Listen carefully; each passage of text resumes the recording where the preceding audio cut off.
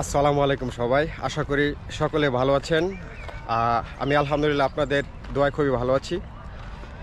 আমি আসলে আরেকটি পরামর্শমূলক কথা বলতে চাচ্ছি আপনাদের সাথে।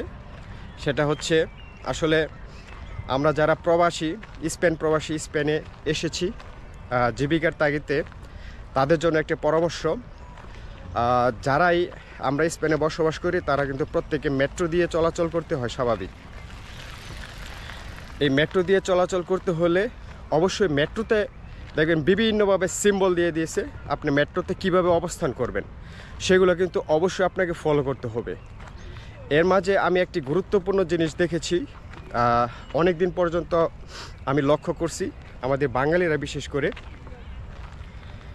তারা মোবাইল ইউজ করে ইয়ারফোন ছাড়া। অনেকে তারা উচ্চ স্বরে গান বাজায়, বিভিন্ন ধরনের ফানি ভিডিও দেখে। তো এই ফানি ভিডিও দেখার কারণে অনেকে আশেপাশে যে যাত্রীগুলো থাকে তারা অনেক বিরক্ত বোধ করে যে সাউন্ড কমায় না। কিন্তু আমরা দেদারসে কী করি, আমরা সাউন্ড ভলিউমটা বাড়িয়ে আমরা ভিডিও দেখা শুরু করি। এই জিনিসটা অনেক বিরক্ত ফিল করে এই দেশে মানুষে। যদি এটা আইন থাকতো অবশ্যই এদেশে মেট্রোতে জরিমানা হতো, যেটা আমি শুনেছি ফ্রান্সে জরিমানা হয় মেট্রোতে যখন মানুষ চলাচল করে, তখন কিন্তু তারা এরকম কোনো কথা বলে না, মোবাইলে ইয়ারফোন ইউজ করে সকলেই। এই জিনিসটা আমি খুবই লক্ষ্য করছি।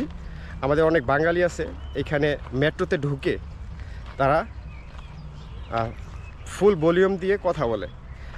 আবার আরেকটা জিনিস হচ্ছে, আপনি আপনার দেশে আপনার পরিবার পরিজনের সাথে কথা বলতেছেন ভিডিও কলে, তো সেটা যখন আপনি মোবাইল ইউজ করেন, মোবাইলে দেখেন ফুল স্ক্রিন কিন্তু মোবাইলে চলে আসে। সেক্ষেত্রে কি হয়, আশেপাশে মানুষ কিন্তু বিধর্মী লোকেরা কিন্তু আপনার ফ্যামিলি মেম্বারগুলো দেখতেছে। এর মাঝে আপনার মা, আপনার বোন অথবা আপনার বউ, তাদেরকে মানুষে দেখতেছে। অনেকে অনেক সময় অপ্রস্তুত থাকে, এগুলো যদি মানুষে দেখে আসলে এটা কি বলবো, এটা মোটেও ঠিক না। এই জিনিসটা কিন্তু আপনারা খুব লক্ষ্য করবেন।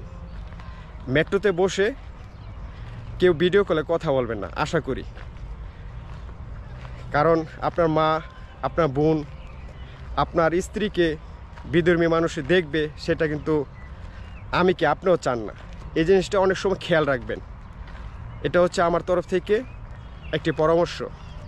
আর মেট্রোর যেই দিক নির্দেশনাগুলো আছে, যখন যারা মেট্রোতে উঠবেন, মেট্রোর দেয়ালে লেখা আছে বা সিম্বল দেওয়া আছে, ওইভাবে নিয়মগুলো পালন করার চেষ্টা করবেন।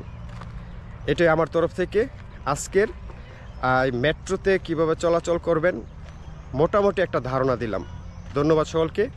আশা করি ভিডিওটা ভালো লাগলে লাইক করবেন, কমেন্টস করবেন, শেয়ার করবেন। ধন্যবাদ।